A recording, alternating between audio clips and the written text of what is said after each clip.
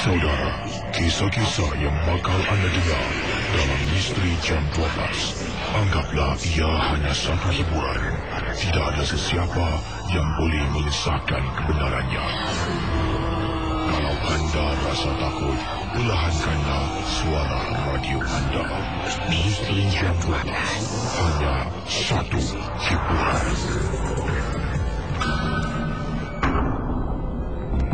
MJ12 on call. MJ12 on call. Pendengar Ria 897 FM, Casey akan teruskan dengan kisah yang pertama pada tengah malam ini dalam rancangan Misteri Jam 12. Berikut ini adalah kiriman email yang akan saya bacakan, dikirimkan kepada saya, datangnya dari seorang ibu, Mas Linda, yang berkongsi peristiwa yang berlaku apabila beliau, suami dan anaknya telah pun pergi memancing di taman yang dikenali sebagai Labrador Park. Pendengar Ria 897, Mas Linda mengatakan sebelum ini suami dan juga beliau serta anaknya memang suka pergi memancing di pantai East Coast sebab dekat dengan tandas, kemudahan-kemudahan yang lain seperti dekat dengan tempat letak kereta. Tetapi kata Mas Linda, entah macam mana salah seorang daripada teman suami telah pun rekomendasikan, sarankan tempat yang boleh mereka kunjungi untuk memancing. Jadi pada minggu berikutnya, suami telah pun bertanya saya beberapa kali, nak pergi tak tempat tu. Jadi pada saya tak kisah, tetapi kalau tempat tu jauh nak kena jalan, saya tak sukalah. Jadi akhirnya saya dengan suami saya dengan anak saya telah pun pergi survey dulu. Sebelum kita memancing lah, kami telah pun singgah ke kawasan Taman Labrador ataupun Labrador Park untuk melihat kawasan yang disebutkan oleh kawan suami. Betul Casey, saya tak pernah pergi ke sana pun. Dah duduk di Singapura ni bertahun-tahun sampai ada anak yang pertama, belum pernah jejakkan kaki di Taman Labrador. Jadi kebetulan kami baru keluar makan malam bersama dengan anak, kata teman kita. Jadi apa yang berlaku berikut ini, saya dengan suami setelah makan, kami pun naik kenderaan menuju ke destinasi yang disebutkan awal tadi. Bila sampai di sana, pertama saya suka tempatnya, kerana betul-betul tempat letak kereta tu depannya dah boleh pergi memancing. Di sana juga ada pondok-pondok kecil. Yalah, misal kata kalau hujan, bolehlah kami berteduh. Dan juga kata beliau lagi, ada bangku-bangku yang boleh kami gunakan untuk duduk. Dan yang paling penting, dekat dengan tandas. Tandasnya terletak tidak jauh dari mana saya berdiri, kata Mas Linda, boleh lihat tandas. Jadi saya dengan suami pun duduklah mengambil peluang. Dah sampai memandangkan dah sampai tempat yang disebutkan itu, kata Mas Linda, beliau dengan suami mengambil peluang untuk beristirahat di tempat yang dimaksudkan itu. Sedang saya dengan anak saya dengan suami beristirahat, tiba-tiba anak saya berusia 7 tahun yang mengatakan yang dia nak ke tandas. Mama nak pergi toilet. Jadi saya kata pada suami yang saya nak hantar nak pergi tandas. Suami saya ni masih lagi duduk.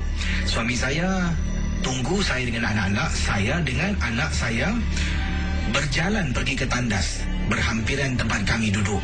Jadi saya pun niat di hati, alamak, saya pun tak tahan ni Casey, nak legakan diri. Kata pada anak saya, okey, saya kata pada anak saya, Daniel masuk sini, nanti mama keluar, kita jumpa kat luar. Okeylah, anak saya pun masuklah usia 7 tahun tu. Jadi dia pun pergilah ke salah satu cubicle, dan kata Mas Linda, saya pun menggunakan tandas wanita. Kemudian setelah saya habis, anak saya dah berada di luar dan saya pun berbual dengan dia. Kemudian saya pun pimpin tangan anak saya sambil berjalan, kata Mas Linda. Anak saya tanya satu soalan, dan soalan inilah yang membuat saya tak nak datang ke tempat ini lagi. Para pendengar Ria 897, apa anak saya tanya soalan ni? Anak Mas Linda bertanyakan soalan, Mama, arigato tu apa, Ma? Pendengar Ria 897, anak Mas Linda bertanya perkataan dalam bahasa Jepun. Jadi saya tulis, saya berhenti seketika, saya tulis. Apa? Arigato tu apa? Mana dapat belajar ni? Tadi ada uncle dalam toilet cakap arigato. Saya tulis. Saya diri di depan kesan tu agak lama, Casey. Mungkin dalam seminit dua untuk lihat ada tak orang keluar. Tak ada, Kisi. Saya tak puas hati. Saya pimpin tangan anak-anak saya erat-erat. Saya jalan ke depan tandas. Saya jenguk ke dalam. Tandas langsung tak ada orang. Takkanlah, Kisi, kalau tadi ada orang, dia tak keluar-keluar kan? Saya tulis lagi. Daniel, siapa je Daniel cakap ni? Tadi ada angka kat dalam, cakap arigato kat Daniel. Para pendengar Ria 897, Mas Linda mengatakan selepas itu saya terus pimpin tangan anak saya jalan selaju-lajunya dan tinggalkan kawasan itu. Suami saya terpinga-pinga tanya kenapa. Tapi saya tak boleh jelaskan. Betul, Kisi, memang menyeramkan. Dan baru saya teringat, Taman Labrador adalah salah satu tempat ketika berlakunya peperangan antara askar Singapura dan juga askar Jepun. Saudara, kisah-kisah yang bakal anda dengar dalam Misteri Jam 12, anggaplah ia hanya satu hiburan. Tidak ada sesiapa yang boleh menyesatkan kebenarannya. Kalau anda rasa takut, perlahankanlah suara radio anda. Misteri Jam 12, hanya satu hiburan. MJ12 on call.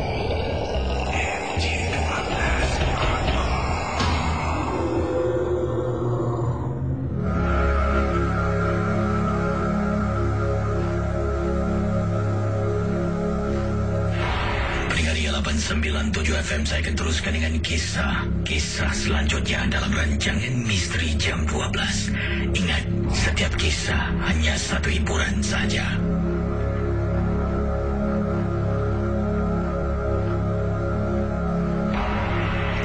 Berikut ini adalah pengalaman pendengar kita yang berasal dari seberang tambak. Namanya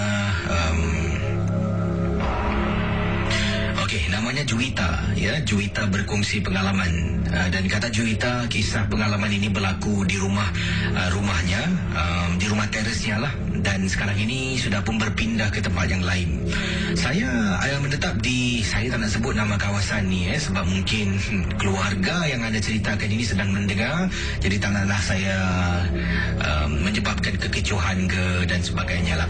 Jadi Juwita berkongsi pengalaman beliau di salah sebuah estate perumahan di Johor Bahru, dan ini merupakan sebuah rumah teres lah. Katanya kalau rumah teres ni berderet-deret lah sepanjang-panjangnya, bukan rumah bertingkat, rumah teres biasa. Dan beliau, Juwita, mengatakan gangguan menakutkan mula berlaku apabila jiran sebelah kanan rumah saya ini, khususnya ibunya, meninggal dunia. Apa yang berlaku antara gangguan-gangguan? Kadang-kadang Juwita dengan suami pulang selepas keluar makan malam.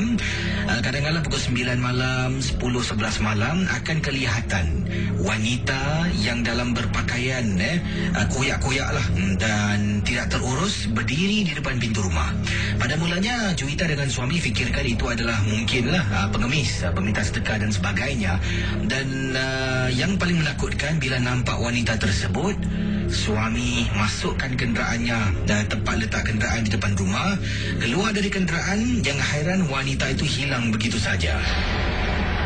Jadi yang paling menyeramkan adalah apabila kata Juwita dalam kiriman emailnya di sini pada saya, ada sekali ini saya sedang dengan suamilah di ruang tamu sedang menonton televisyen. Tiba-tiba kami dengar ketukan di depan pintu rumah dan waktu itu hujan lebat, Kisi. Saya pun bangun, suami saya masih lagi duduk menonton TV. Saya bangun, buka pintu, tengok di luar tidak ada orang. Jadi entah macam mana saya boleh keluar dari rumah saya. Keluar daripada pintu rumah tu ada halaman di mana tempat letaknya kenderaan. Dan bila berada di halaman rumah tu, saya terpandang rumah jiran sebelah. Alangkah terperanjatnya, Kisi. Saya ternampak wanita yang sama. Wanita yang sama sedang duduk menyangkung di atas pagar rumah tersebut. Yang menghairankan saya, pagar rumah kami adalah pagar jenis, Kisi tahu tak, jaring-jaring yang warna hijau. Kalau kita pijak, benda tu akan kendu. Kata Juwita, benda tu, manusia tu atau makhluk tu berada betul atas pagar hijau. Jadi kalau dia berdiri ataupun duduk menyangkung, takkanlah tak jatuh dan benda tu tak kena. Bila ternampak, saya terus masuk dalam rumah dan diamkan diri sampailah suami menegur saya.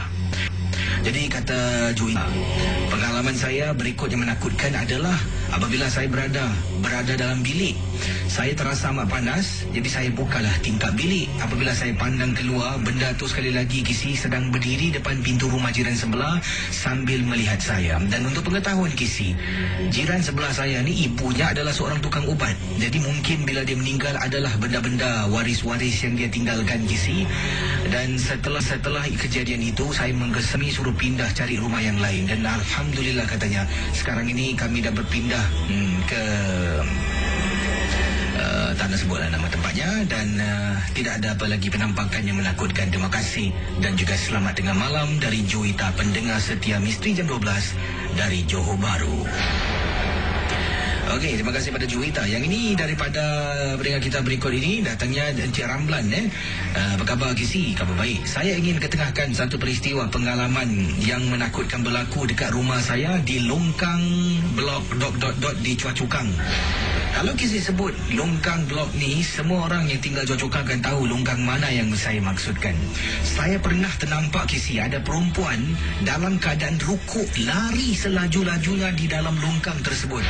Waktu itu saya sebenarnya letakkan teksi saya tepi jalan. Jadi saya ni nak menyeberangi longkang tersebut, nak pulang ke rumah sekejap, nak ke tandas. Kebetulan saya baru hantar seorang penumpang dekat kawasan tu jugalah. Jadi bila saya letakkan kenderaan ataupun teksi saya di tepi jalan, saya pun naik ke atas lah, sambil tu juga boleh makan. Jadi bila saya nak nyeberang jalan longkang tersebut, dah rasa meremang, dah macam ada benda yang tak kena. Tak apa. Jadi dalam lift bila naik ke atas rumah saya terfikirkan tentang longkang yang dimaksudkanlah dekat blok ... di kawasan Chua Chu Kang. Alangkah terperanjatnya apabila saya keluar dari lift, saya menjenguk ke arah luar blok saya Kisi. Terperanjat saya apabila ternampak susuk tubuh wanita. Betul Kisi, saya nampak wanita dalam keadaan membungkuk sedang lari selaju-lajunya dalam longkang tersebut. Bila saya nampak, saya terus tengok lain sebab ketakutan. Takut benda tu ikut saya balik, takut benda tu ikut saya naik taksi. Sampai dalam rumah saya cuci kaki, cuci muka, saya makan. Kemudian saya turun bawa balik, saya ambil pandu taksi saya pergi ke tempat letak kereta. Dan malam tu saya tidak memandu sebab saya dah tak boleh lupakan apa yang saya nampak di salah sebuah longkang di kawasan Chua Chu Kang. NJ12 on call.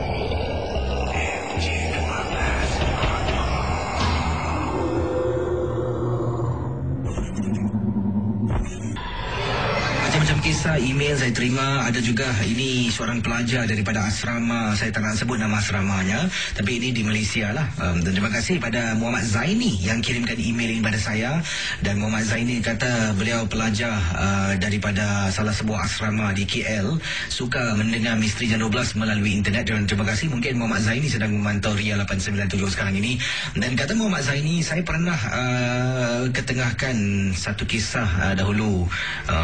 Dan kali ini kisah selanjutnya ingin saya berkongsi sama tentang asrama kami ini. Asrama kami akan dibagikan dua lah, asrama untuk wanita dan asrama untuk pelajar-pelajar lelaki.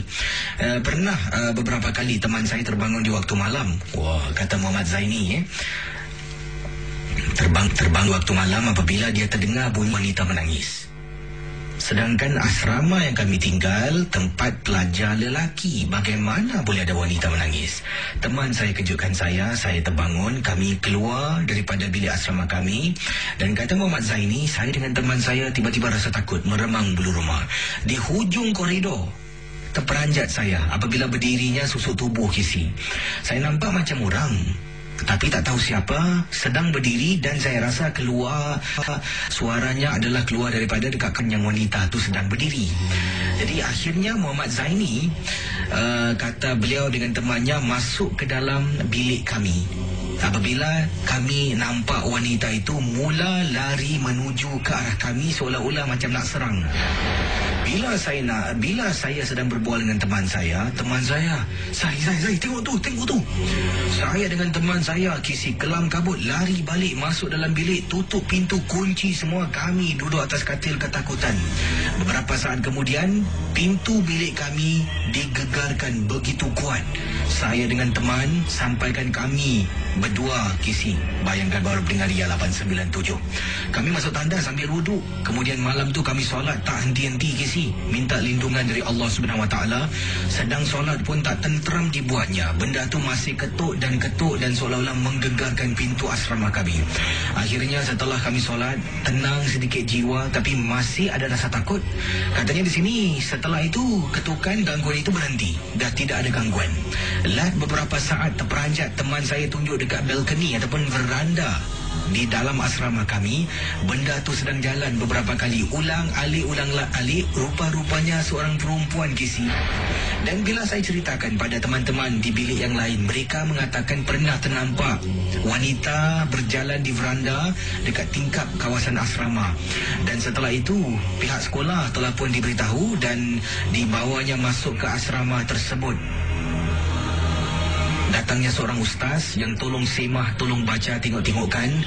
Rupa-rupanya kisi ada sejarah yang tak boleh saya sebutkan di sini sebab sedikit sensitif lah. Terima kasih dan juga selamat tengah malam dari peminat setia Misteri Jam 12 Muhammad Zailani. J12 on call.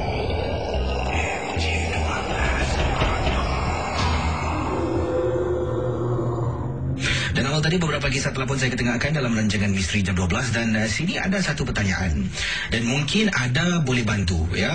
Beliau katanya kisi boleh tak tanya orang-orang yang arif ni seperti katanya di sini Encik Raja Syahdan, Encik Syed Alatas, Encik Habib Muhammad dan yang lain-lain yang boleh membantu sebab sekarang ini saya ada satu masalah.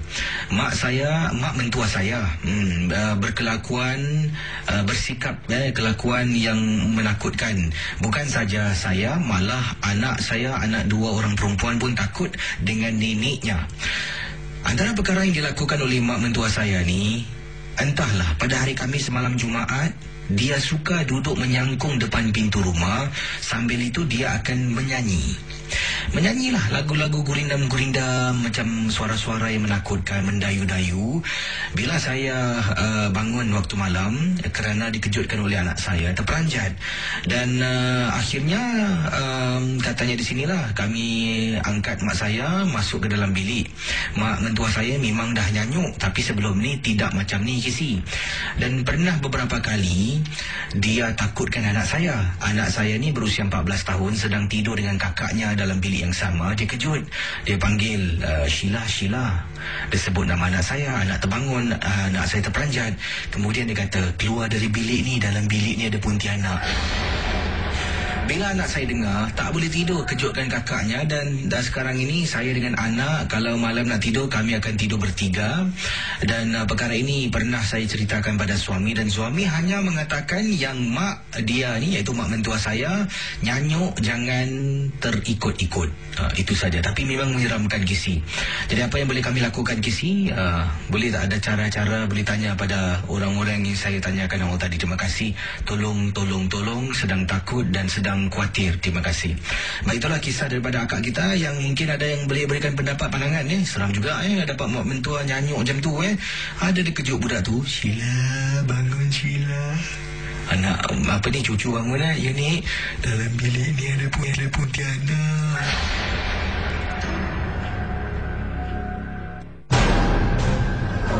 Kisah-kisah yang anda dengar merupakan misteri Jam 12. Tidak ada sebarang bukti yang boleh mengesahkan kebenarannya. Kata yang ini daripada Zana kata, apa khabar Kisi? Khabar baik. Saya ingin berkongsi satu peristiwa yang menakutkan. Ini tentang blok di hadapan rumah saya. Setahu saya Kisi, blok di hadapan rumah saya ni tingkat sama dengan rumah saya tingkat 9, bertentangan dengan rumah saya. Saya boleh nampak pintu rumahnya. Dan pada setiap malam bila saya balik dari tempat tugas sampai rumah sekitar pukul 3 lebih pagi, bila sedang buka pintu, kadang-kadang saya berbual dengan tunang saya akan berdiri dekat parapet lah, berdiri di tepi parapet rumah saya ni, dan akan terpandang blok sebelah. Dan saat itu juga beberapa kali saya akan ternampak Kisi. Apa yang beliau katakan akan ternampak ada orang baring di hadapan rumah tersebut. Saya bukan buat-buat cerita, tetapi saat kali saya pandang ternampak ada perempuan baring di hadapan rumah. Jadi pada mulanya saya sangkakan mungkin anaknya ke, mungkin orang-orang jiran ke, ataupun orang gila dan sebagainya. Jadi saya tak ambil indah lah. Saya cuma beritahu tunang saya, dan tunang saya kata masuk sudah. Jadi saya masuk rumah, saya mandi, kemudian saya bersihkan diri, saya tidur. Dan beberapa kemudian nampak benda yang sama. Dan pernah sekali ini saya balik agak liwat lah, kerana saya keluar makan malam dengan kawan-kawan kerja. Sampai di rumah saya sekitar 4 lebih pagi. Alangkah terperanjatnya bila saya nampak wanita tu sedang baring betul-betul depan pintu rumah tu. Kata pendengar kita ni, bayangkan, anda cuba bayangkan di depan pintu rumah jiran blok sebelah ni ternampak kelihatan seorang wanita sedang baring. Dan saat itu pula bila dia balik agak liwat kerana keluar makan malam dengan teman-temannya, dia perhatikan benda yang sama. Dan menakutkan, jiran yang di blok sebelah ni buka pintu, dia boleh keluar langkah dekat perempuan tu. Dan langsung mungkin dia tak nampak, tak terpandang, tak terlihat. Isterinya berada depan pintu, boleh cium suaminya di kepala, di pipinya, kemudian salam suami pergi kerja, dia tutup pintu. Dan saya menjadi hairan. Takkanlah wanita tu boleh terbaring depan pintu rumah dan si pemilik rumah ni, suami isteri, boleh keluar dan tak perasan langsung. Sejak malam itu baru saya tahu mungkin itu adalah barang yang dihantar menghantui keluarga tersebut. Saya kemudian bila balik saja, saya tak akan daya upaya tidak akan cuba melihat rumah itu lagi sebab saya naik takut dibuatnya. Terima kasih dan juga selamat tengah malam Kisi. Kisah-kisah yang anda dengar merupakan misteri jam 12. Tidak ada sebarang bukti yang boleh mengesahkan kebenarannya.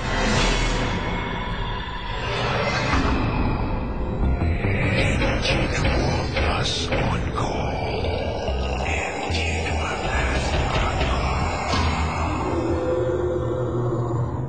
Kita akan ke hujung talian dengan kisah selanjutnya. Hello, selamat pagi.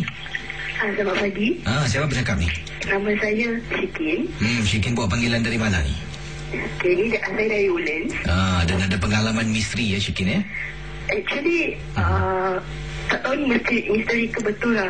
Sebab saya betul-betul nampak dari susah nak cakap. Yang anda lihat ni dalam rumah, luar rumah, di mana? Di kawasan mana? Dalam rumah? Tak, ini kat Sembawang Park. Anda dengan siapa ke sana? Dengan teman-teman ke macam mana? Masa itu saya pergi seorang lah. Sebab Sembawang Park ni kalau pergi malam-malam biasa. Sebab kalau stress kan boleh. Pasal di depan kalau laut tu kan dekat dengan Johor kan. Okay, so saya straight to the point lah when masa tu saya tengah duduk kat satu, tak tahu ada pondok. Pondok ke apa entah lah. Tapi dia macam kerusi tempat orang duduk lah. Tempat shelter itulah. Yes, okay. Shelter tu kan. Habis tu seorang dah duduk. Habis tu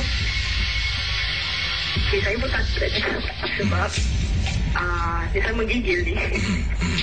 Sekejap. Dia baring sebelah saya. Jadi anda ceritakan ni, anda pergi ke Sembawang Park seorang diri untuk tenangkan diri. Anda duduk di bawah pondok, tepi pondok tu ada seseorang atau sesuatu baring lah. Itu masalah. Kalau dia tu terus. Okey, dan kemudian apa reaksi anda?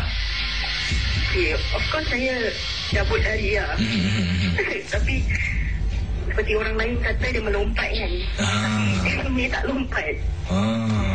Dia terus pergi depan mata saya. Okey, terus saya tutup mata lah. Tapi yang peliknya saya tak pingsan lah. Tak tahu kenapa. Agaknya tak seram sangat lah. Habis saya punya handphone pun kat rumah. Tak tahulah kenapa hari tu tak bawa handphone. Malas nak bawa agaknya. Habis tu terus saya pun okey lah. Saya bilang dia jangan kacau lah, please lah. Saya nak balik lah. Pasal besok ada kerja kan. Habis tu saya ketawa. Saya ketawa dia macam seram ketawa lah. Tahu tak macam yang kat TV-nya cerita hantu kan. Tapi ada bunyi katak lah lepas tu. Bukan rasa bunyi katak pula dia buat lah. Saya takut. Tapi ini pengalaman nasibnya. Terima kasih Okey, terima kasih. Kembali. Baik. Itulah kisah bagaimana percaya atau tidak berdepan dengan makhluk halus, ketawa seorang diri di kawasan Taman Sembawang tu. Hanya beliau saja dapat mengesahkan kebenarannya. Tapi tidak begitu dengan kisah berikut ini. Daripada Azlan, kata Azlan, Assalamualaikum Kisi, Waalaikumsalam warahmatullahi ta'ala wabarakatuh. Saya ingin ketengahkan sesuatu pengalaman. Tempoh hari saya, anak dengan isteri, waktu tu hari Sabtu. Dan bayangkan Kisi, hari Sabtu waktu pagi, saya anak dengan isteri memasuki kawasan MacRitchie saja berjalan-jalan untuk ambil angin pagi. Bila masuk dalam, tidak ada orang lain kecuali kami sekeluarga. Dia kata Azlan, kami masuk agak dalam. Kemudian kami jalan di tepi perairan. Tiba-tiba isteri saya berhenti. Isteri saya tunjuk, bang, berani betul bang perempuan tu duduk kat situ sorang-sorang Depan reservoir tu ada macam tempat bangku duduk tau Kisi. Kata beliau ni adalah pondok kecil. Dan bila saya perhatikan, saya tengok isteri saya. Mah, perempuan mana mah? Tu depan bangku tu pun tak nampak ke? Kemudian saya pimpin tangan anak saya tarik tangan isteri. Mah, kita pusing mah. Kenapa bang? Kita pusing. Bila kami jalan pusing, isteri tanya lagi, Ma, abang tak nampak orang pun kat situ, Ma?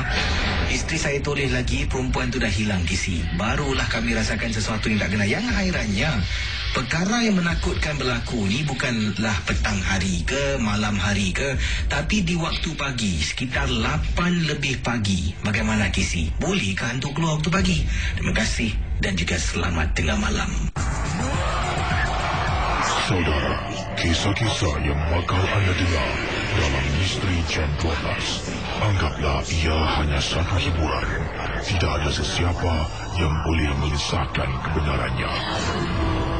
Kalau anda rasa takut, perlahankanlah suara radio anda. Misteri Jam 12, hanya satu hiburan. Dengar Ria 897 FM, kisah akan teruskan dengan kisah anda dalam rancangan Misteri Jam 12. Dan ingatlah, setiap kisah yang diketengahkan hanya satu hiburan. Berikut ini adalah satu kisah peristiwa yang ingin saya bacakan. Ini adalah pengirim kita dari seberang tambak berkongsi tentang pengalaman yang dialami oleh beberapa penduduk dekat jalan... saya rasa saya tak perlu sebut lah Baik, ini berlaku di Johor Johor Bahru lah, dekat kawasan Johor Bahru ni ada sebuah jalan ni, jalannya terpencil dan sekarang ini jarang digunakan sebab antara kilometer ... dengan kilometer ... ni di jalan yang dimaksudkan ini dilaporkan beberapa penduduk tempatan di seberang tambak bila lalu dekat kawasan tu ada kalanya, khususnya bagi mereka yang menunggang motosikal, akan menjadi berat secara tiba-tiba. Ini diberitahu saya lah oleh seorang pendengar ni, dan kata namanya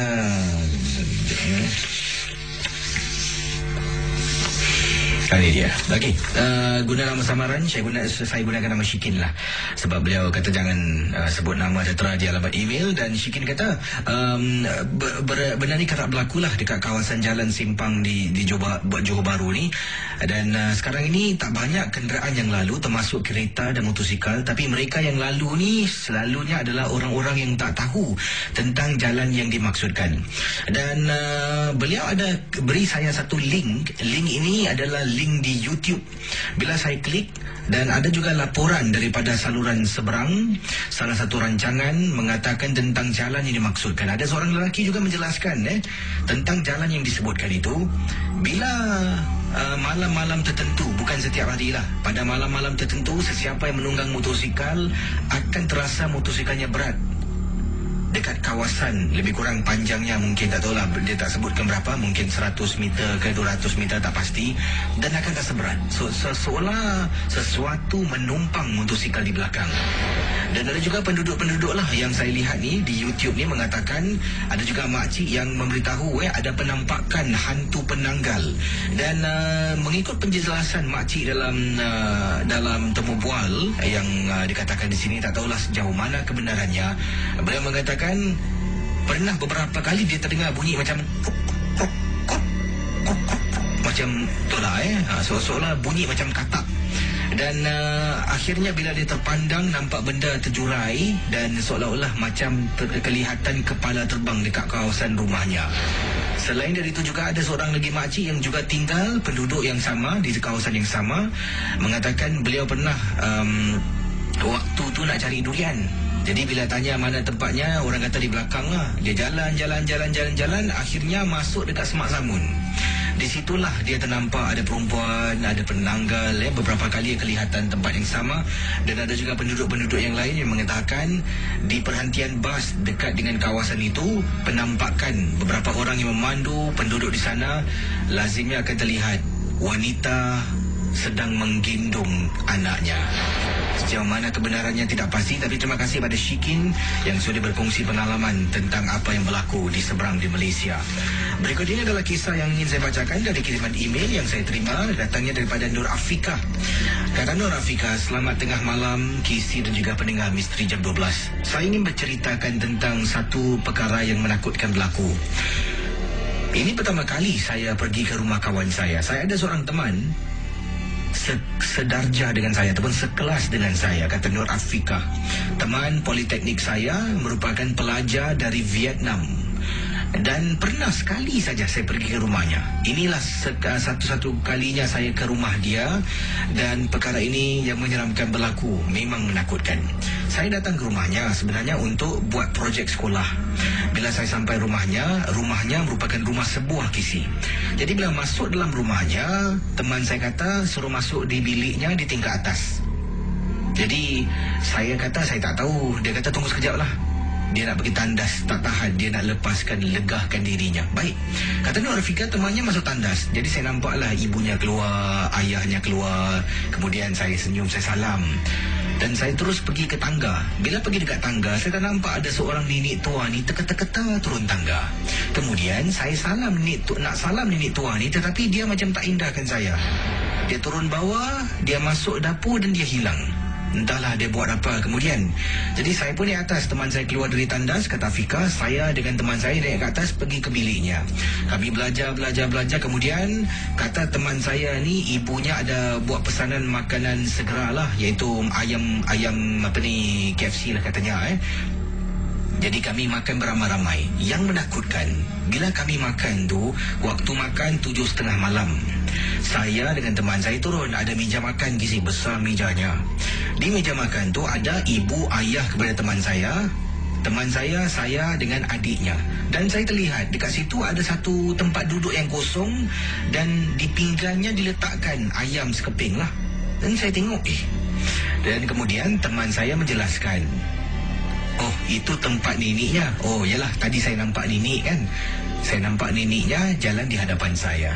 Jadi saya tunggu lama kisah saya tunggu. Kenapa neneknya tak turun-turun makan ni?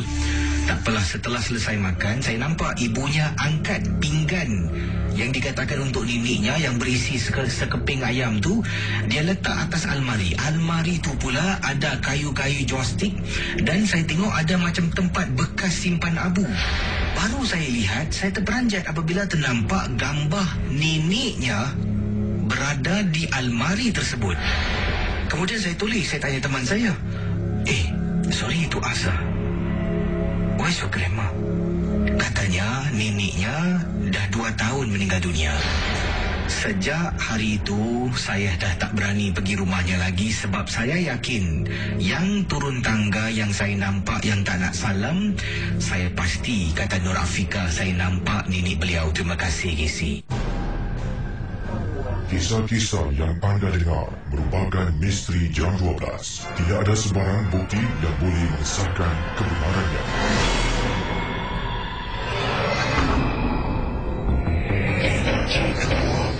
on call.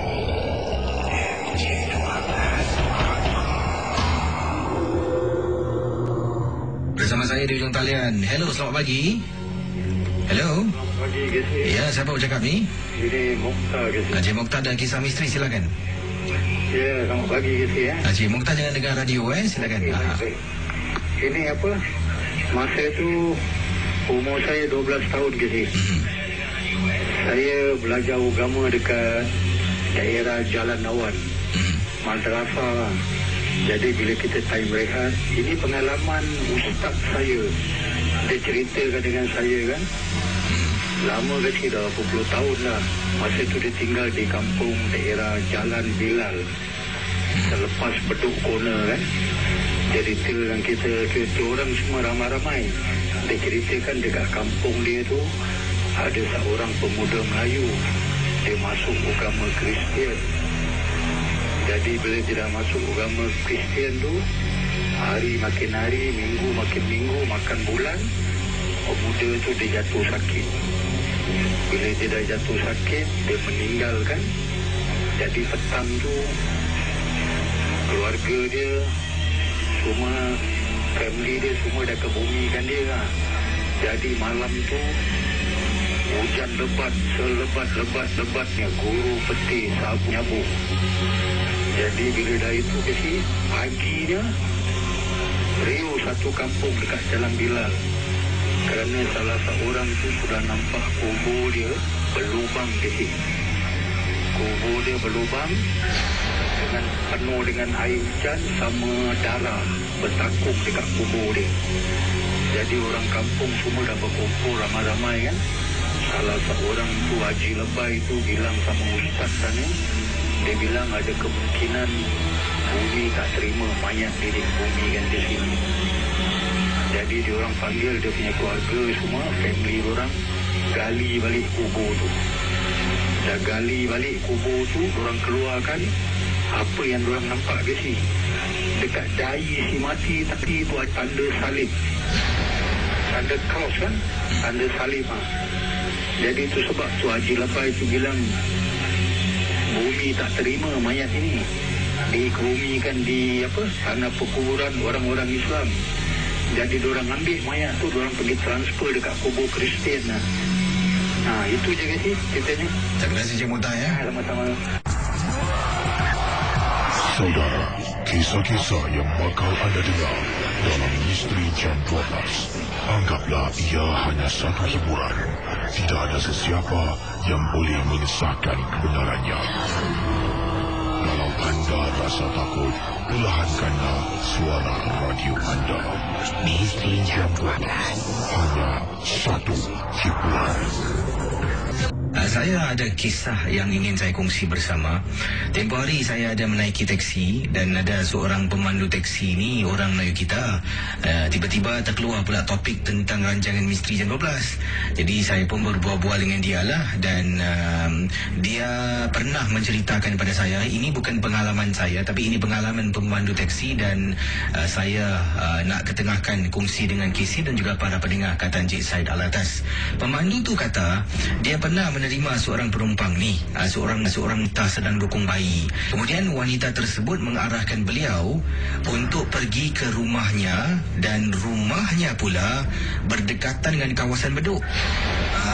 Jadi kata Encik Said Alatas, pemandu teksi tu katalah, saya ada jumpa budak ni, perempuan ni dekat bus stop. Bus stop ni maksudkan ni dekat dengan satu kondominium yang dipanggil Chinese Garden lah. Jadi dekat bus stop Chinese Garden tu, wanita tu tahan teksi saya pun berhenti, dia masuk ke dalam dan saya tanya nak ke mana. Dia kata nak balik ke rumahnya di kawasan Bedok. Jadi kata, bang boleh pergi Bedok bang. Dan terus saya berlalu pergilah, kata pemandu teksi tersebut yang diceritakan oleh Cik Said Alatas. Jadi saya pun macam biasalah, daripada Chinese Garden tu kalau nak pergi ke Bedok, kata pemandu tu menggunakan Siglap Road. Bila Siglap Road akan lalu dekat kawasan tanah perkuburan Kasim. Merupakan tanah perkuburan yang dah lama wujud, sedap beberapa puluh tahun yang lalu. Kata pemandu tersebut, bila dia lalu di hadapan tanah perkuburan Kasim, wanita tu tiba-tiba kata, "Bang, berhenti sini boleh kejap." Jadi hairan pula. Pemandu teksi tu toleh belakang, tengok tempat duduk, tak ada orang. Itulah perkara yang menakutkan beliau. Terkejut. Walhal awal tadi wanita tu boleh cakap nak balik rumahnya di kawasan Bedok. Lalu depan masjid, lalu depan tanah perkuburan Kasim, kata beliau ni ternampak kubur tu. Wanita tu boleh suruh kata berhenti di sini.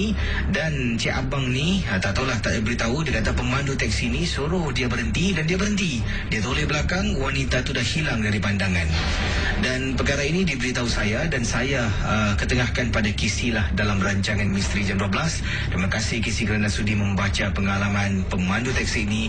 Dan kalau saya ada beberapa pengalaman yang baru, saya akan sentuh dan beritahu anda. Terima kasih. Dari Said Al-Atal Atas. Kisah-kisah yang anda dengar merupakan Misteri Jam 12. Tidak ada sebarang bukti yang boleh mengesahkan kebenarannya.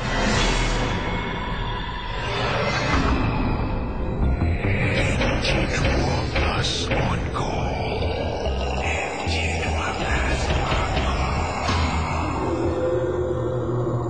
Hello, selamat pagi. Siapa tu? Saya Oji. Siapa? Oji. Buat panggilan dari mana? Daripada SGH. Ada pengalaman tentang apa? Silakan. Ini pengalaman saya dekat Mandai Camp NS. Oh, silakan. Saya tengah buat duty lah. Ada tengah course training dengan 2-3 budak camp saya. Ini CD ke SF? SS. ZF, okey, silakan teruskan. Dekat sana dalam satu malam tu kat ke-12 malam, kawan saya tengah duty lah, tengah jaga tempat tu, tengah on course. Kali malam-malam dekat satu building ni ada macam seorang lah, ada malam-malam ada macam ada dengar apa tu, kita kat bawah shelter atasnya pokok. Habis tiba-tiba ada bunyi satu kuat jatuh. Kita cek-cek lah kat bawah mah. Ingatkan batu ke apa, rupanya mangga.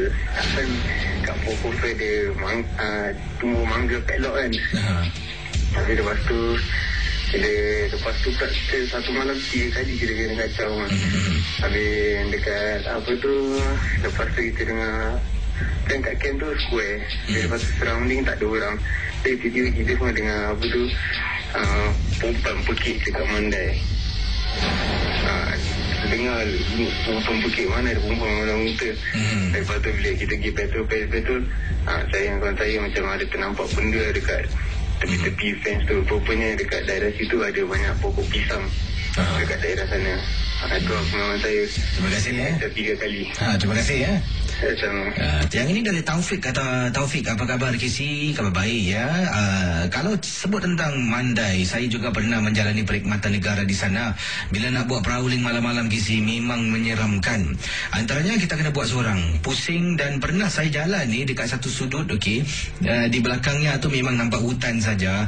Terperanjat nampak benda putih terbang dari satu pokok ke pokok yang lain. Bila saya perhatikan dan saya rasa tak sedap hati, Kisi, kelang kabut saya lari macam lipas kodong. Bila sampai dekat guard room, kata beliau kepenatan termengah-mengah. Kawan-kawan semua ketawakan saya. Mereka ingatkan saya ni tipu sebab mereka tak pernah nampak pun.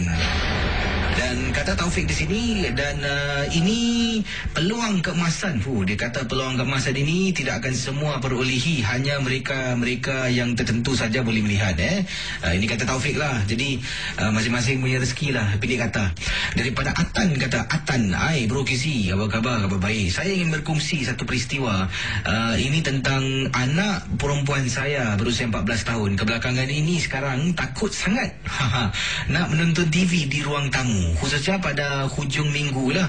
Anak saya ni suka tidur malam, tidur lewat malam. Bila saya dengan isteri dah masuk tidur, dia akan sibuk lah duduk dekat ruang tamu, menonton DVD lah, tengok TV, main komputer dan sebagainya. Sampai kan satu hari ni saya nampak kebelakangan ini, setiap kali kalau saya bangun tengah-tengah malam nak ke tandas ke, baik nak minum air, saya perasan ruang tamu tak ada orang. Jadi sampailah satu hari ni saya buka suara, saya tanya anak saya, Baba nampak Ain dah tak tidur lambat lagi. Kenapa Tak adalah bah, Ain rasa tak sedap badan lah. Okey, kemudian akhirnya 2 malam selepas saya tanya soalan yang sama dalam kenderaan, anak saya tanya, bah, rumah kita ni ada hantu tak bah? Saya terperanjat. Saya toleh tengok anak saya. Saya tanya kenapa Ain cakap macam tu. Anak saya katakan, ingat tak saya tanya soalan kenapa dah tak tidur lambat lagi? Bukan tak sedap badan, sebenarnya dia rasa takut. Beberapa kali bila dia nonton TV, dia dapati di balkoni rumah ataupun veranda rumah ada benda berdiri, melihatnya dari luar veranda tu, melihatnya dalam rumah, dalam ruang tamu sedang menonton televisyen. Dan benda ini kerap berlaku sampaikan beliau tak sedap hati dan terus tidurlah awal. Bila saya dengan isteri masuk tidur, waktu itulah dia akan masuk tidur. Dan saya sendiri pernah lakukan apa yang anak saya lakukan. Saya cuba periksa lah, kata Akan saya pun tidur lewat sedikit, isteri dah masuk tidur. Saya bangun tengah malam tu nak pergi tandas, saya terfikir apa yang anak saya ketengahkan pada saya. Saya duduk dekat ruang tamu, saya hidupkan televisyen. Sedang saya duduk berbual-bual dengan anak saya yang juga bersama dengan saya, tak rasa apa-apa pun. Jadi akhirnya kami berdua masuk tidur lah. Keesokan harinya saya buat benda yang sama, tetapi kali ini saya buat seorang diri, kata Atan. Sedang saya duduk berbual-bual, ni macam mana boleh repeat pula sekejap. Sedang saya menonton televisyen, seorang diri, tiba-tiba Kisi, saya terdengar sesuatu yang menakutkan. Dengar suara perempuan Kisi menangis dekat veranda ataupun balkoni rumah saya. Terus saya matikan suara, saya masuk tidur. Selepas tu 2 hari kemudian saya jemput seorang ustaz, tak perlulah katanya di sini untuk datang ke rumah saya, dan kami ada sedikit majlis doa selamat dan sema rumah kecil-kecilan. Itu saja, terima kasih dari Atan berkongsi pengalaman dalam rancangan Misteri Jam 12. FG12 on call. FG12 on call.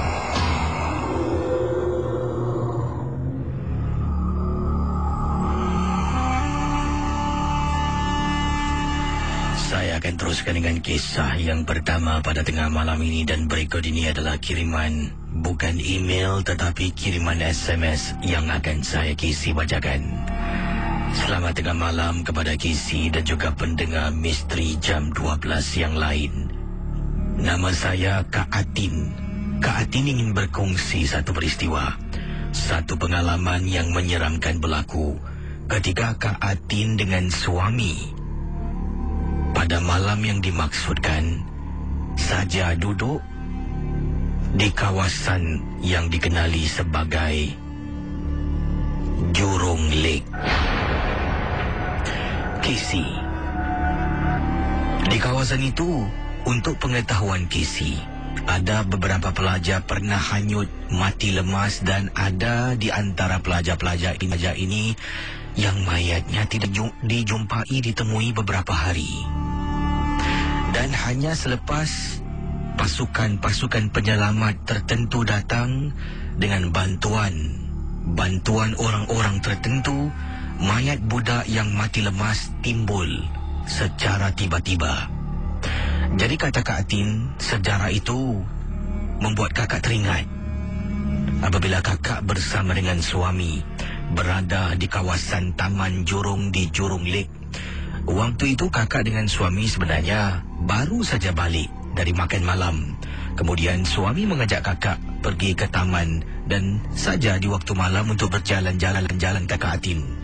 Setiba sana, kami pun macam biasalah letakkan kenderaan di tempat letak kereta, dan memang tak ada kenderaan lain kecuali kenderaan kami, sebab pun waktu dah pukul 11 lebih malam. Kakak dengan suami keluar dari kenderaan berjalan menuju ke arah Tasik Taman Jurong.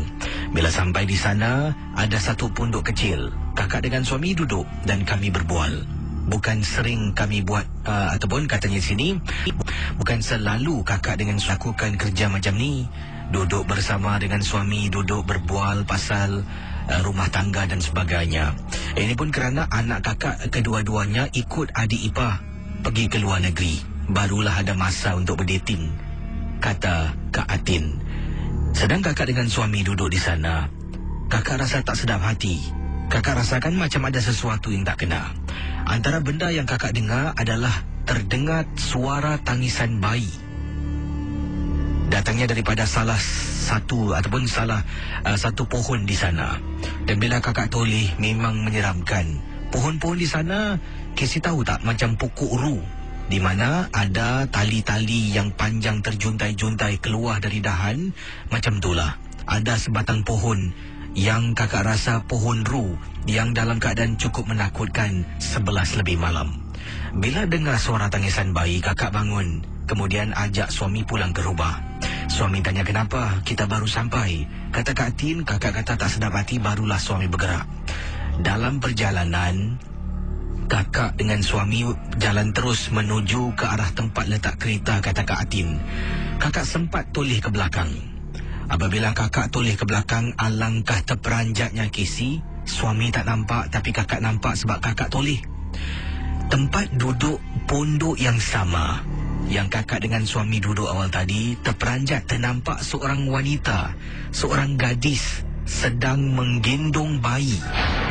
Bila kakak nampak, kakak pandang depan balik, makin rapat kakak dengan suami, dan suami langsung tak toleh belakang tengok kenapa dan apa yang berlaku.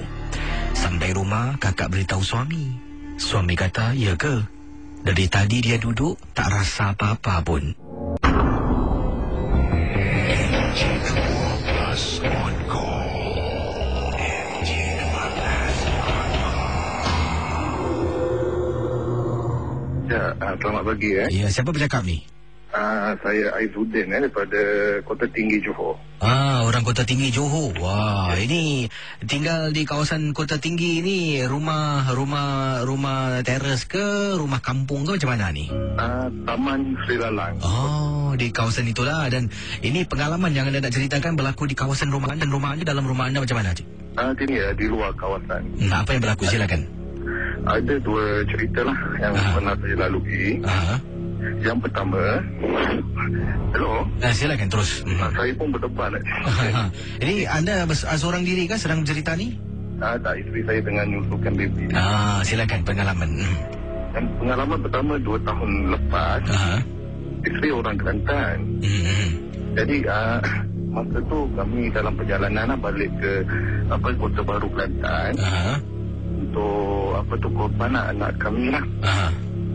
Perjalanan tu saya dalam pukul 3 pagi itulah. Di persimpangan Rompeng sana dekat Muazzam Shah. Jadinya dekat situ saya merokok. Sebab saya suka drive waktu malam, kenderaan kurang lah kan. Jadi bila time saya merokok tu, anak-anak saya semua belakang dah tidur dalam kereta. Isteri saya pun tidur sebelah lah. Jadi saya terbau macam bau wangi tau, Casey. Saya pun gerakkan isteri. Saya cakap, you pakai minyak wangi ke? Mula saya bau macam Infinity, yang minyak wangi yang saya selalu pakai lah. Lepas tu isteri saya dengan mama itu, dia bangun cakap, tak ada lah, saya tak pakai minyak wangi tau. Jadinya lepas tu saya buang lah rokok saya tu. Lepas saya tegur tu saya buang rokok tu. Saya naikkan tingkat apa semua lah. Dalam 5 minit gitu, bau dalam kereta saya macam bangkai tau. Jadinya ni saya pun berderau lagi ni, teringat lagi cerita tu kan. Jadinya kat situ selepas setengah jam jalan, lepas pada jalan tu lah, baru kereta saya normal lah. Bau wangi dan busuk tu hilang lah. Ini dalam perjalanan nak balik kampung di Kelantan lah? Ya betul. Jadi kisah selanjutnya yang anda katakan ada 2 kisah tentang apa tu pula? Yang kedua saya ni kaki pancing. Saya berkambut memancing lah di Tanjung Balau, Kota Tinggi. Jadi yang kisah kedua ni saya dengan kawan saya orang Cina lah. Cina ni sebab apa, kadang-kadang orang Cina ni tak ada pantang larang tau. Dia sudah cakap, bukanlah dekat ni tengah-tengah pancing kan.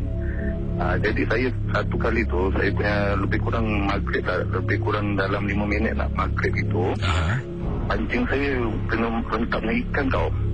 Saya anggap itu ikan tu lebih kurang dalam skala dalam 10 kilo kata lah. Sebab apa, saya lawan. Lebih kurang 15 minit jugalah perlawanan tu. Tetapi Casey kan, bila naik ikan tu, dia punya besarnya sebesar macam lighter tau. Jadi warna tu warna emas keemasan gitu ni. Apa ni macam ni dia cakap. Macam tu kan. Jadinya bila kat situ tu, kawan saya cakap, you jangan cakap macam ni.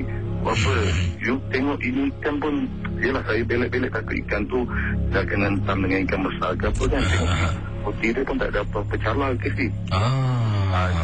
Jadi tu kawan saya cakap ada macam maki Cina. Selang lepas tu saya lepaskan semua lah ikan tu. Tengok ikan tu hidup tau. Saya letak dekat dalam air, ikan tu pun berjalan. Jadi kawan saya yang Cina tadi maki tu, dalam 5 minit lepas tu dia punya joran pula kena sentak. Jadi masa dia tengah lawan tu, dalam lebih kurang 5 minit lah, sekali naik macam satu timbul tau. Bot saya ni lebih kurang panjang 28 kaki. Satu ikan merah lepas dia lebih besar pada bot tu. Itu pengalaman saya tu lah. Lepas tu saya terus potong tali saus saya, terus saya cabut ke situ. Tapi Cina ni yang kawan saya cakap, apalah bagi air lawan. Dia cakap air punya pancing ni saya boleh naik 20 kilo kat situ, dia cakap kan. Saya cakap apa-apa nanti kita dekat tebing nanti kita cerita lah. Jadi itulah pengalaman saya KC. Sebab saya tak boleh lupa lah sampai sekarang tu. Terima kasih Cik Din. Sama-sama. Assalamualaikum. Waalaikumsalam warahmatullahi taala wabarakatuh. Tidak teman kita daripada Kota Tinggi Johor yang berkongsi pengalaman. Saudara, kisah-kisah yang bakal anda dengar dalam Misteri Jam 12, anggaplah ia hanya satu hiburan. Tidak ada sesiapa yang boleh mengesahkan kebenarannya. Kalau anda rasa takut, perlahankanlah suara radio anda. Misteri Jam 12, hanya satu hiburan. MJ12 on call.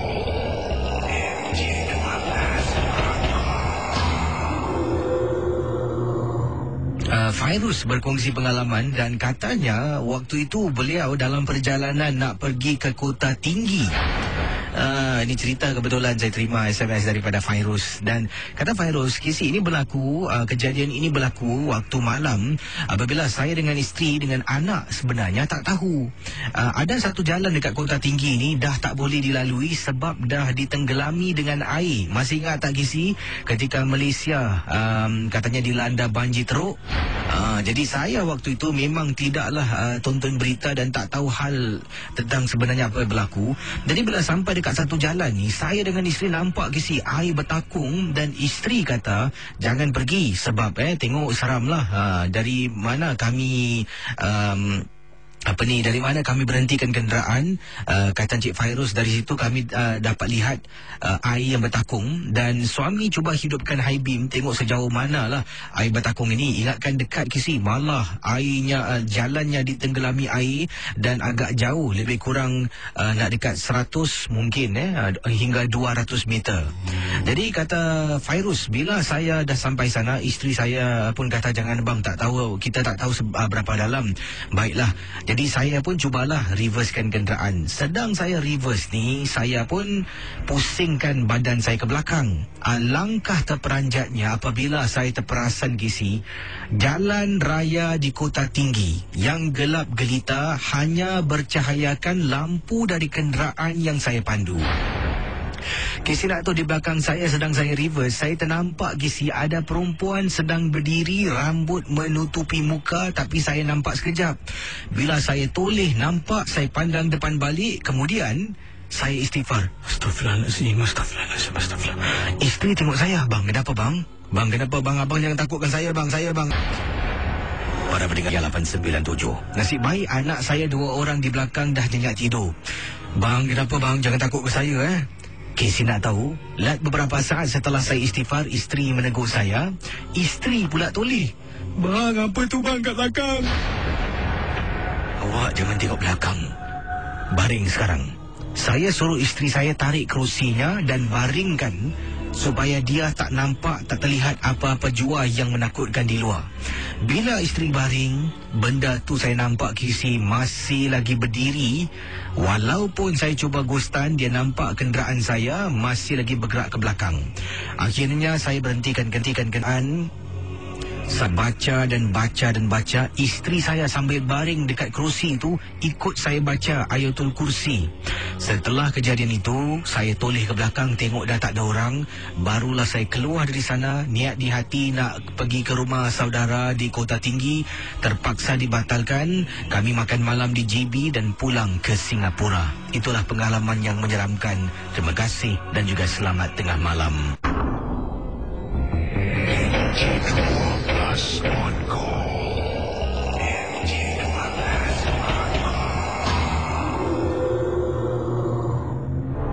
Baik, pendengar Ria 897, ini kisah yang ringkas, kiriman SMS daripada Kak Ramlah, dan saya rasa kisahnya cukup menarik.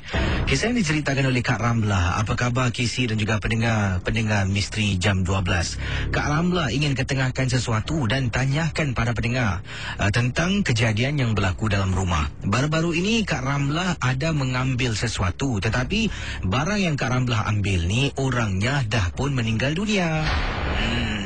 Jadi kata Kak Ramlah, kakak ada seorang mak saudara. Mak saudara kakak ada mak saudara kakak ni yang antara perkara yang kakak suka, kata Kak Ramlah, adalah sambal belacannya, Kisi.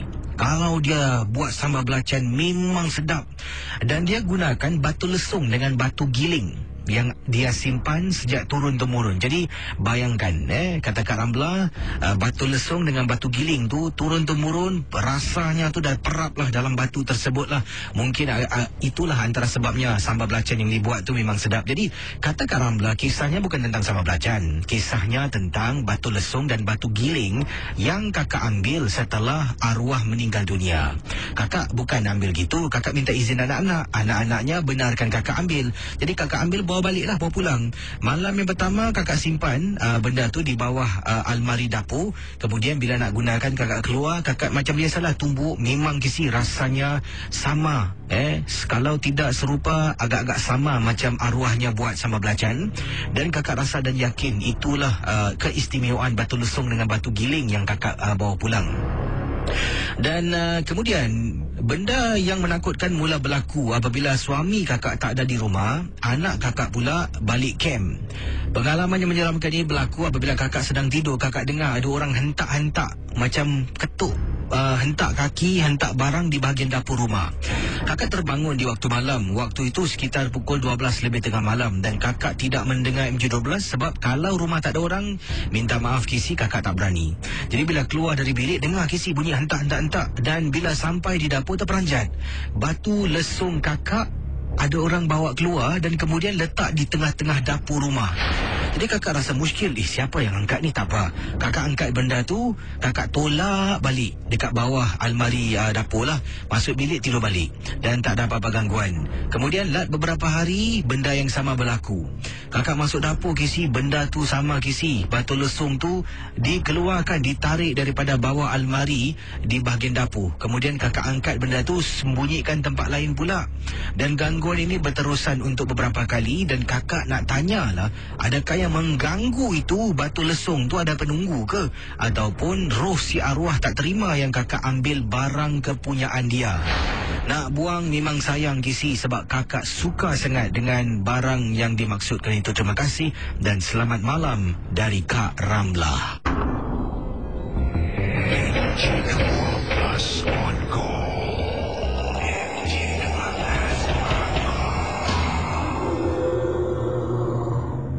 Saya akan teruskan dengan kisah selanjutnya. Ini respon kepada pertanyaan Kak Ramlah. Yang ini daripada Dewi Aisyah. Kata Dewi Aisyah, apa khabar Kisi dan juga pendengar Misteri Jam 12. Tadi ada seorang pendengar yang katakan tentang batu lesung milik seseorang yang telah pun meninggal dunia. Dan kakak juga ingin berkongsi satu peristiwa yang agak serupa. Kali ini merupakan cermin yang kakak ambil daripada rumah si arwah. Dan kata Kak Dewi Aisyah, Cermin yang kakak ambil ni kakak letak dalam bilik anak. Sebenarnya bila arwah meninggal dunia, banyak barang-barang yang diagihkan kepada adik-beradik yang lain. Ada yang tak nak ambil, ada juga yang berebut-rebut kisi. Dan kakak memang dari lama suka sangat dengan cermin tu. Bukan apa, cermin yang dimiliki oleh mak saudara kakak ni adalah daripada rumah kampung lama kisi. Jadi ia meninggalkan satu memori yang tak dapat dilupakan. Kakak pun ambil cermin tu, letak dalam bilik anak. Dan memanglah tidak ada apa gangguan yang menakutkan pada mulanya. Dan sampailah satu malam ni, apabila kakak ni terbangun di waktu malam dan nak tengok anak kakak yang sedang tidur. Kakak ni suka kadang-kadang waktu malam masuk bilik anak dan tengoklah. Kalau mungkin dia kesejukan, kakak akan selimutkan. Dan kalau mungkin dia lupa nak tutup lampu, kakak akan tutup lampu. Ataupun lupa nak matikan laptop, kakak akan matikan laptop. Sebab anak kakak ni memang ada tabiat buruk, pelupa orangnya. Jadi bila kakak masuk biliknya, kakak terperanjat. Anak kakak duduk dekat almari soliknya, di depannya ada cermin. Kemudian duduk lama tengok cermin. Jadi kakak tegur, "Weh, tak nak tidur buat apa 5 malam macam ni? Dah pukul berapa besok sekolah kan?" Jadi anak kakak tak layan. Beberapa saat kemudian anak kakak dekat belakang keluar dari dapur. "Ma, buat apa ma?" Kakak toleh kesi, terperanjat kesi. Ternampak anak kakak di belakang kakak. Tengok balik dalam bilik, tak ada orang pun. Dan selepas kejadian itu, cermin tu kakak angkat, kakak humban saja, buang. Dan akhirnya suami tanya, "Kenapa awak suka sangat cermin tu? Dari dulu awak tanya, awak dah dapat, awak buang." Saya ceritakan pada suami terperanjat sebab suami kata dia pernah nampak benda yang serupa apabila kakak dengan anak tak ada di rumah. Dia balik dari kerja 11 malam. Waktu tu kakak dengan anak kakak berada di rumah adik lah, sebab ada kenduri keesokan harinya. Jadi bermalam di sana untuk kenduri. Bila suami pulang dari tempat tugas, dia masuk dalam rumah. Bilik yang pertama dia akan jalan, ada depan bilik itu adalah bilik anak kakak. Terperanjat apabila ternampak anak kakak depan almari soliknya, depan cermin lah. Jadi suami pun tak apalah. Suami masuk ke dalam bilik, ambil tuala nak mandi. Sedang suami mandi, suami teringat yang kakak dengan anak di rumah adik. Yalah, sedang kenduri, takkanlah ada orang dalam rumah. Suami dengan segera tamatkan mandinya, dia keluar dari bilik air itu ataupun dari tandas. Terus telefon kakak, tanya, "Liza ada kat sana tak?" Liza tu anak kakak kisi. Dan kakak kata ada, sedang kat dapur tengah tolong Aim, iaitu adik kakak. Terperanjat suami jenguk dalam bilik, katanya benda tu dah tak ada. Jadi mungkin cermin itulah penyebabnya. Jadi terima kasih kisi. Dan balik pada kisah Kak Rambla, ada baiknya lah buang saja batu lesung, carilah yang baru. Terima kasih. Kisah-kisah yang anda dengar merupakan misteri jam 12. Tidak ada sembarang bukti yang boleh mengesahkan kebenarannya. Itulah para pendengar Ria 897, kisah yang telah pun diketengahkan di Ria 897 FM dalam rancangan Misteri Jam 12. Dan ingat, setiap kisah yang diketengahkan hanya satu hiburan, tidak ada sesiapa yang boleh mengesahkan kebenarannya. Seorang suami balik dari tempat tugas. Ada sesuatu kejadian yang menakutkan berlaku, menimpa dirinya. Kemudian dia rahsiakan perkara itu, tidak beritahu isteri. Sampaikan isteri terkena, baru dia kata, "Abang pun pernah kena. Tu hari abang balik kerja." Kenapa agaknya macam tu Kenapa tidak bilang saja isteri anda apa yang berlaku dalam rumah? Dan mungkin cermin tu boleh dibuang lah. Jadi inilah dia. Saudara, kisah-kisah yang bakal anda dengar dalam Misteri Jam 12. Anggaplah ia hanya satu hiburan. Tidak ada sesiapa yang boleh mengesahkan kebenarannya. Kalau anda rasa takut, perlahankanlah suara radio anda. Misteri Jam 12. Hanya satu hiburan.